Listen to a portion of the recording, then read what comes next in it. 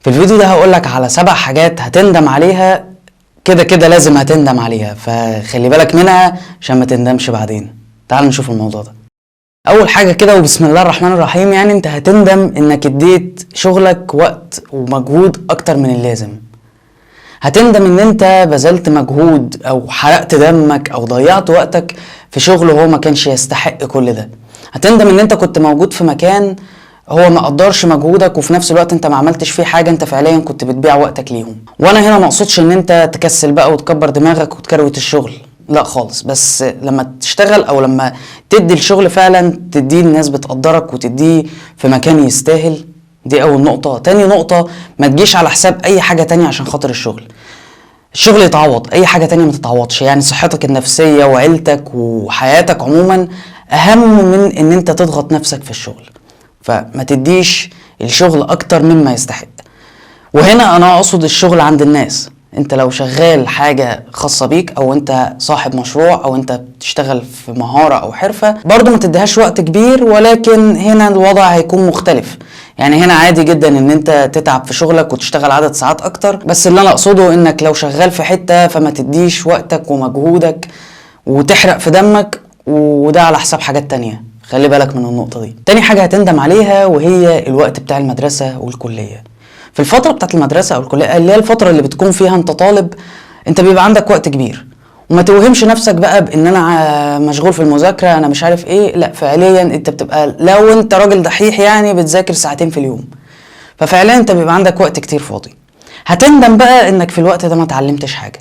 حاول وانت بتدرس تاخد كورسات في اي حاجة، تتعلم. ما بقولكش تاخد كورسات بفلوس، في مواقع كتير بتقدم كورسات باسعار مخفضة، وفي مواقع بتقدم حاجات مجانية، ومن غير اي مواقع عندك اليوتيوب. اتعلم دايما، والوقت ده استغله في انك تضيف لنفسك مهارات تفيدك بعد ما تتخرج. ما تستناش بقى لما تتخرج وتدور على شغل ومش عارف ايه. ابدأ اتعلم من دلوقتي، وما تقولش بقى ايه الدراسة واخدة وقتي او الكلية او المدرسة. فكك من الكلام ده، احنا بنضحك على بعض. انت بتقعد على التليفون 6-7 ساعات، فما بص ما تضحكش على نفسك. فانت هتندم بعد ما تتخرج ان انت ضيعت كل الوقت ده وما عملتش سي في محترم على الاقل. يعني لو انت فعلا عايز تشتغل في مكان كويس وعايز ان انت تبقى ليك وظيفة كويسة، يعني مش هكلمك بقى ان انت كفريلانسر، لا، هنفترض ان انت حد عادي عايز ان هو يشتغل في وظيفة. عمرك ما هتلاقي وظيفة كويسة او تاخد الراتب اللي يرضيك غير لو انت فعلا معاك المهارات اللي يدفعوا لك قصادها الفلوس دي. فالمهارات دي انت لازم تكسبها من وانت في الكلية او من وانت في المدرسة. ليه؟ لان احنا دلوقتي بقينا في زمن المنافسة فيه شديدة جدا، ويعني حرفيا اللي حواليك كلهم تنانين. يعني انت بتلاقي ان الشركات دلوقتي بقى بالنسبة لها العادي ده ولا حاجة، ان انت متخرج من الجامعة ومعاك بكالوريوس ولا ليسانس ولا اي حاجة، كل ده كلام عادي.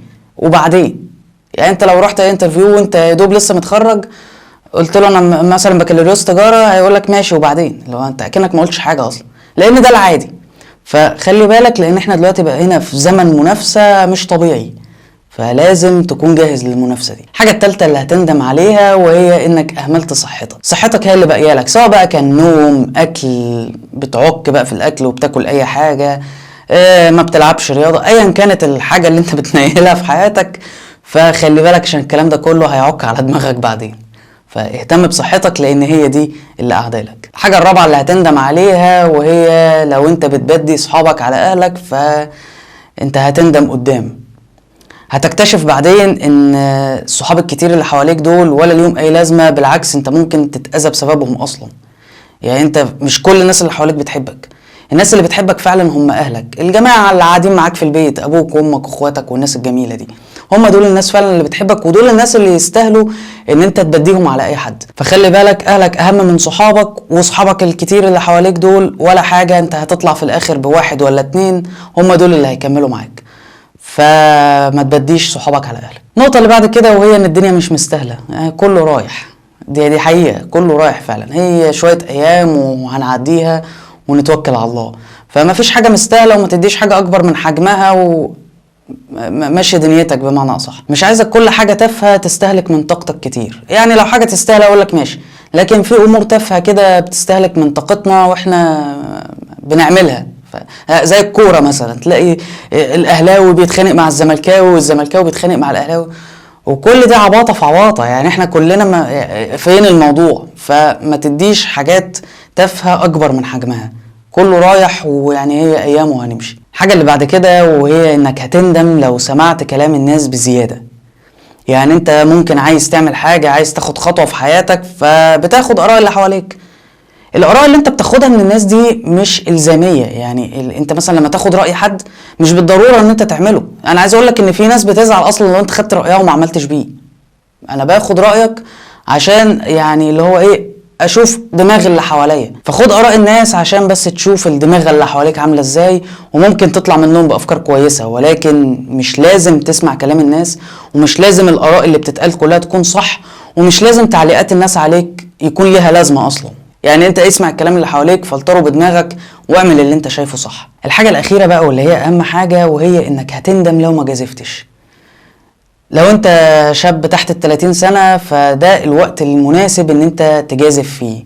يعني اللي هو من عمر 16 سنة لحد 30 سنة، دي الفترة اللي انت تقدر تجازف فيها. فلازم تجازف ولازم تجرب حاجات جديدة، وما تدخلش الكومفورت زون بدري.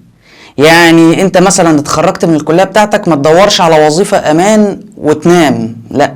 ما تقعدش في منطقه الراحه دي بدري، لان مش هتوصلك لحاجه. منطقه الراحه دي اقعدها بعد ال30 يا سيدي، اللي هو انت خلاص كونت اسره بقى والدنيا معاك خلاص مستقره، فماشي انت هنا في منطقه الراحه. لكن مفيش اي مبرر يخليك وانت شاب صغير ان انت ما تجازفش او ان انت تقعد في منطقه الراحه بدري. ودي حاجه هتندم عليها على فكره لما تكبر، لما تلاقي كل اللي حواليك عملوا حاجات، واللي نجح في حاجه معينه واللي عمل مش عارف ايه، وانت ما عملتش اي حاجه لان انت دخلت منطقه الراحه بدري. فخلي بالك من النقطه دي. وعايز اقول لك انك لو بتفكر في حاجه ابدا فيها دلوقتي، ما فيش اي داعي للتاجيل.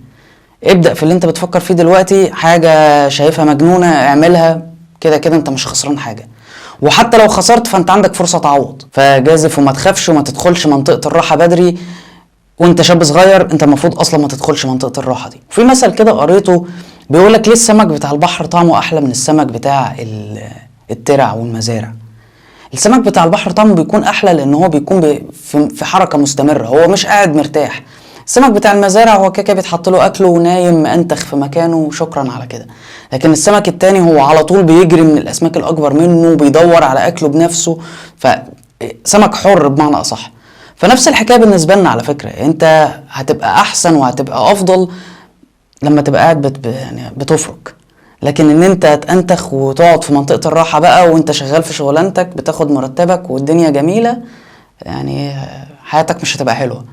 فخلي بالك من النقطه دي. في النهايه اتمنى يكون الفيديو فادك باي حاجه. لو فادك باي حاجه ما تنساش انك تشترك في القناه وفعل زر الجرس وتدوس لايك في سكتك كده، مش هتخسر حاجه. واشوفكم الفيديو اللي جاي. سلام.